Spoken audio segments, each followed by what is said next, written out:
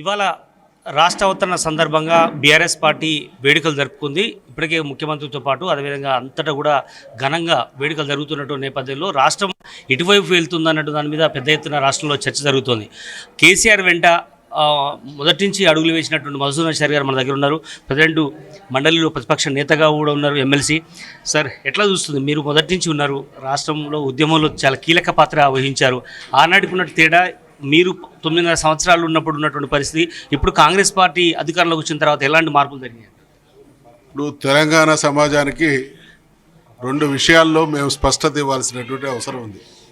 2001లో పుట్టినటువంటి BRS party, KCR గారి నాయకత్వం 14 సంవత్సరాలు నిర్విరామమైనటువంటి ఉద్యమం పోరాటం చేసి తెలంగాణ సాధించింది.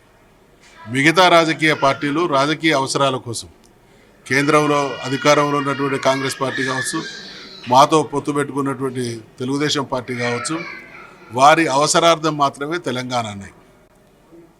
కానీ తెలంగాణ విషయంలో తెలంగాణ సమాజాన్ని కదిలించడం కానీ, రాజకీయ పార్టీల ఒత్తిడి పెంచడం కానీ, రాజకీయ పార్టీల అంగీకారాన్ని తీసుకురావడం కానీ, వెరసి ప్రాణత్యాగానికి కూడా సిద్ధమై కేసీఆర్ గారు తెలంగాణ సాధించేటువంటి క్రమంలో ఆయన సాహసం, ఆయన త్యాగం, అమరుల అమరత్వం వెరసి తెలంగాణ వచ్చింది. ఇది పార్ట్ 1 తెలంగాణ. వచ్చిన తర్వాత అనేక గందరగోళ పరిస్థితులలో కొత్త రాష్ట్రం ఏర్పడ్డది. కొత్త సంసారమైనా కొత్త రాష్ట్రమైనా కూడా అనేక విషయాలు సర్దుకోవాల్సి ఉంటుంది. ఆ రకంగా ఏర్పడ్డటువంటి ప్రభుత్వం 9.5 సంవత్సరాల కాలంలోనే తెలంగాణను దేశానికి రోల్ మోడల్గా నిలబెట్టింది. అనేక విషయాలలో సెటిల్డ్ సిస్టమ్స్ను ఎస్టాబ్లిష్ చేసింది. అది సాగునీటి రంగం కావచ్చు, తాగునీటి రంగం కావచ్చు, కరెంటు కావచ్చు, విద్యా విషయంలో కావచ్చు, అనేక పరిశ్రమల విషయంలో కావచ్చు. ఇవాళ అంటే కాంగ్రెస్ నైజాన్ని అర్థం చేసుకోవాలి. ఇవ్వకముందు ద్రోహం చేసింది కాంగ్రెస్ పార్టీనే. ఇవాళ ఇచ్చి మళ్ళీ తెలంగాణ తెచ్చి తెలంగాణను చక్కగా తీర్చిదిద్దిన తర్వాత మళ్ళీ చిందరవందర చేస్తున్నది కూడా కాంగ్రెస్ పార్టీ ప్రభుత్వమే. ఇలాంటి చిందరవందర చేసింది అనుకుంటున్నారు. మీ హయాంలోనే కాళేశ్వరం కూలిందని వాళ్ళు ఆరోపణ చేస్తున్నారు. చాలా ఆరోపణలు వాళ్ళు చేసుకుంటూ వచ్చారు. అంటే సమాజం కూడా అర్థం చేసుకోవాలి. రేవంత్ రెడ్డి గారు ఇటీవల 1-2 సందర్భాల్లో తెలంగాణను ప్రపంచంతో పోటీ పడేటువంటి తెలంగాణను సాకారం చేస్తామనేటువంటి మాట అన్నారు. ప్రపంచం ఎక్కడున్నది? ఈ మధ్యకాలంలో 1-2 నెలల కింద న్యూస్ చూసినాం మనం. సునీత విలియమ్స్ విశ్వంలో స్పేస్లో చిక్కిపోతే సేఫ్గా ఆమెను తీసుకురాగలిగినటువంటి స్థితిలో ప్రపంచం ఉన్నది. కేసీఆర్ గారు కాళేశ్వరం అనేటువంటి ఒక అద్భుతమైనటువంటి ప్రాజెక్టును ప్రపంచం ఆశ్చర్యపోయేటువంటి విధంగా నిర్మించినటువంటి కాళేశ్వరం ప్రాజెక్టుకు సంబంధించి మేడిగడ్డలో 3 పిల్లర్లు కుంగిపోయినాయి. 3 పిల్లర్లు రిపేర్ చేయరానటువంటి వాళ్ళు ఏ రకమైనటువంటి మిస్లీడ్ చేస్తూ ఉన్నారు సమాజాన్ని. కాళేశ్వరం విషయంలో ఎన్ని రిజర్వాయర్లు ఉన్నాయి, ఎన్ని బ్యారేజీలు ఉన్నాయి, ఎన్ని కాలువలు ఉన్నాయి, ఎన్ని టన్నెల్స్ ఉన్నాయి, ఎన్ని సబ్ స్టేషన్లు ఉన్నాయి, ఎన్ని లక్షల ఎకరాలకు ఆయకట్టు ఇవ్వబడ్డది. 3 పిల్లర్లను రిపేర్ చేయడంలో ఘోరమైన వైఫల్యం చేసి ఇప్పుడు అది కుంగిపోయిన దాన్ని కూల్చేటువంటి కుట్ర జరుగుతూ ఉన్నది. వాస్తవానికి కుంగిపోయినాయి 3 పిల్లర్లే. కానీ ఆ ప్రాజెక్టుని నిరర్ధకం చేసేటువంటి దుర్మార్గపు చర్య. అంటే ఇక్కడ తెలంగాణ ప్రయోజనాలను ఏమైనా పర్వాలేదు, కేసీఆర్ కుటుంబాన్ని బదనాం చేయాలనేటువంటి కోణమే ఉన్నది తప్ప వాళ్ళకి చిత్తశుద్ధి లేదు. ఇక్కడ ప్రధానంగా దానికి సబ్స్టిట్యూట్గానే కాళేశ్వరం కమిషన్ ఇప్పటికే కేసీఆర్కు, మాజీ ముఖ్యమంత్రి మీ పార్టీకి ఒక దళపతిగా ఉన్నటువంటి వ్యక్తికి నోటీస్ ఇవ్వడం పట్ల ఎట్లా చూస్తారు? అదేవిధంగా హరీష్ రావు గారు కూడా ఆయన కొట్టేటి ఇచ్చారు. ఎట్లా అర్థం చేసుకుంటారు? కమిషన్ వేయడంలో ఉన్నటువంటి ఆంతర్యం, దాని కుట్ర తెలంగాణ సమాజానికి అర్థమైంది. ఎందుకు అనంటే నిన్న మనం చూసినాం ఈ మిస్ వరల్డ్ అంటే ప్రపంచ సుందరి కోసం ఆయన ఎంత ఆరాటపడ్డాడు. ఆ ఆరాటంలో 10 పైసల మందవన్నా కూడా కాళేశ్వరం ప్రాజెక్టు సమస్య పరిష్కారం చేయాలి, ఎంక్వైరీ త్వరితగతిన పూర్తి చేయాలి, ఆ ఫైండింగ్స్ ప్రకారంగా రిపేర్ చేయాలన్న కోణం ఎక్కడైనా కనబడతా ఉన్నదా? దాన్ని ఇంకా 3-4 సంవత్సరాల కలయాపన చేసి లాగి నిరంతరం కేసీఆర్ మీద ఒక దుష్ప్రచారం చేసేటువంటి కుట్రలో భాగంగా తెలంగాణ సమాజాన్ని పిల్లైజ్ చేస్తూ ఉన్నారు. దీన్ని మేము ఆక్షేపిస్తూ ఉన్నాం. ముఖ్యమంత్రిగా పనిచేసినటువంటి కేసీఆర్ గారు కమిషన్ నోటీసులు తీసుకోవడం కానీ వారు హాజరు కావడం కానీ జరుగుతుంది అనేటువంటి వార్తలే వింటున్నాం. రైట్. ప్రస్తుతం ఉన్నటువంటి పరిస్థితుల్లో బీఆర్ఎస్ పార్టీ మీతో పాటు నడిచినటువంటి నేతలు చాలామంది కూడా పార్టీ నుంచి దూరమైనటువంటి పరిస్థితి మనం చూసాం. వివిధ కారణాలు కావచ్చు, కొంతమంది సస్పెండ్ చేసింది, కొంతమంది వాళ్ళసక్కన వాళ్ళు వేరే వెళ్ళారు. ఎందుకోసం ఇలాంటి పరిస్థితి వెళ్ళింది అంటే ఉద్యమం నుంచి పార్టీ ఉన్నది, దాని తర్వాత ఇప్పుడు బీఆర్ఎస్ ఏర్పడ్డది, 24 సంవత్సరాలు పూర్తి చేసుకుని రజతోత్సవ సభలు కూడా నిర్వహించిన వేళ ఈ మధ్య కాలంలో జరుగుతున్నటువంటి పరిణామాలు ఎట్లా? ఈ మధ్య కాలంలో ఎవరు పోలే, ఎన్నికలు జరిగినటువంటి తదనంతర పరిణామాలు కొందరు పోయినటువంటి మాట వాస్తవం.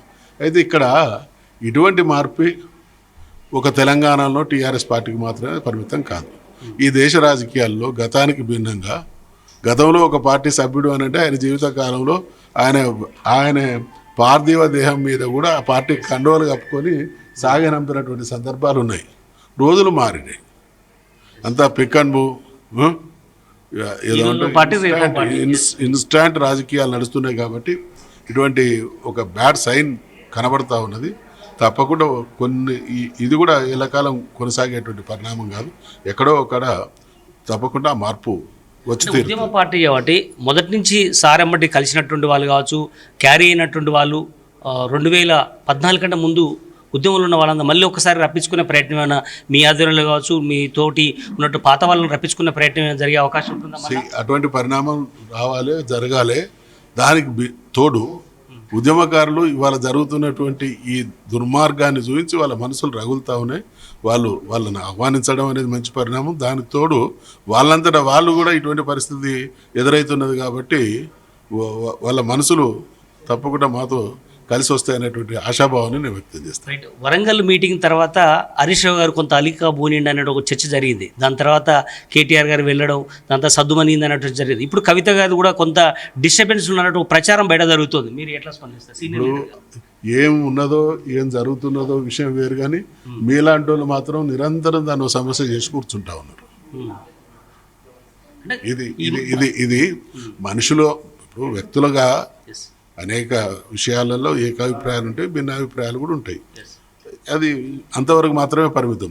ఇక దాని చుట్టూనే తెల్లారులేస్తే దాన్ని న్యూస్ చేయడం అనేది ఇది ఉన్నది ఆవగిందంతా అయితే ఇక ఈ రకరకాల మీడియాలు, సోషల్ మీడియాలు దాన్ని అనేక వందల వేల రెట్లు ఎక్కువ చేసేటువంటి ప్రయత్నంలో వాళ్ళు సఫలమవుతున్నాం అనుకుంటారు. కానీ మీరు కొన్ని విషయాలు చెప్పలేకపోయినప్పటికీ కూడా ఆమె ఎయిర్పోర్ట్లో మాట్లాడినప్పటి నుంచి ఇప్పటి వరకు దాదాపు 5-6 సార్లు మీడియాతో మాట్లాడింది, చిట్చాట్లో మాట్లాడింది, సొంతంగా కూడా ఒక ఆఫీసు ఏర్పాటు చేసుకుంది. బీఆర్ఎస్ పార్టీకి వచ్చే అవకాశం కూడా కనిపించట్లేదు. ఇప్పుడున్నటువంటి వాతావరణంలో ఎట్లాంటి డిస్టర్బెన్స్ అయ్యే అవకాశం ఉంటుంది? బాధ్యత కలిగినటువంటి వ్యక్తుల విషయంలో నేను బాధ్యత కలిగిన వాడిని కాబట్టి ఒకరు ఏం చేయబోతున్నారు, ఒకరు ఏం చేస్తున్నారు అనేటువంటిది కామెంట్ చేయడం కరెక్ట్ కాదు. పార్టీకి ఒక లైన్ ఉంటుంది, ఆ లైన్కు లోబడి మాత్రమే మాట్లాడాలి.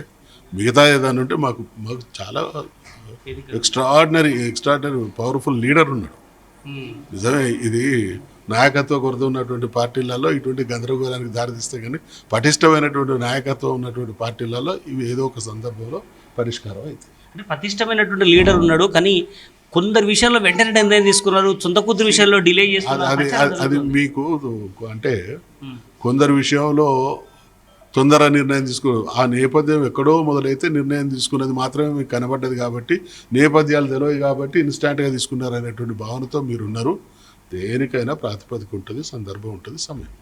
పార్టీల భవిష్యత్తులో ఎట్లాంటి కార్యక్రమాలు తీసుకునే అవకాశం ఉంది? కేసీఆర్ గారు బయటికి రావట్లేదని ఒక చర్చ జరుగుతుంది, ఫామ్ హౌస్లోనే ఉంటారనే చర్చ జరుగుతుంది. భవిష్యత్తులో మరో 3.5 సంవత్సరాలు ఎలక్షన్స్ ఉన్నాయి కాబట్టి కేసీఆర్ గారి నుంచి మీరేమి ఎక్స్పెక్ట్ చేస్తున్నారు, జనాలు ఏమి ఎక్స్పెక్ట్ చేస్తున్నారు? కేసీఆర్ గారు ఒక సమర్థుడైనటువంటి ఉద్యమకారుడు, అంతకు మించి సమర్థుడైనటువంటి పరిపాలకుడు, ముఖ్యమంత్రి. ఆయనకు ఏ సమయాన్ని ఎట్లా సద్వినియోగం చేసుకోవాలో మనందరికంటే ఎక్కువ తెలుసు. నంబర్ 1. నంబర్ 2, ఖచ్చితంగా పార్టీ విషయానికి వస్తే వారే అనేక సందర్భాల్లో చెప్పిండు, పార్టీ నిర్మాణం ఉంటుంది, ప్రభుత్వ వ్యతిరేక కార్యక్రమాల మీద పోరాటాలు ఉంటాయి, నిరంతరం మా క్యాడర్ని యాక్టివేట్ చేస్తాం, ప్రజల్ని సమీకరిస్తాం. ఏ ప్రజలైతే నమ్మి ఓట్లేసి మోసపోయిందో ఆ ప్రజలు ప్రభుత్వాన్ని నిలదీసి ప్రశ్నించి ప్రభుత్వం మెడలు వంచి వాళ్ళు ఇచ్చినటువంటి హామీలు అమలు చేసేటువంటి వాతావరణాన్ని సృష్టిస్తాం.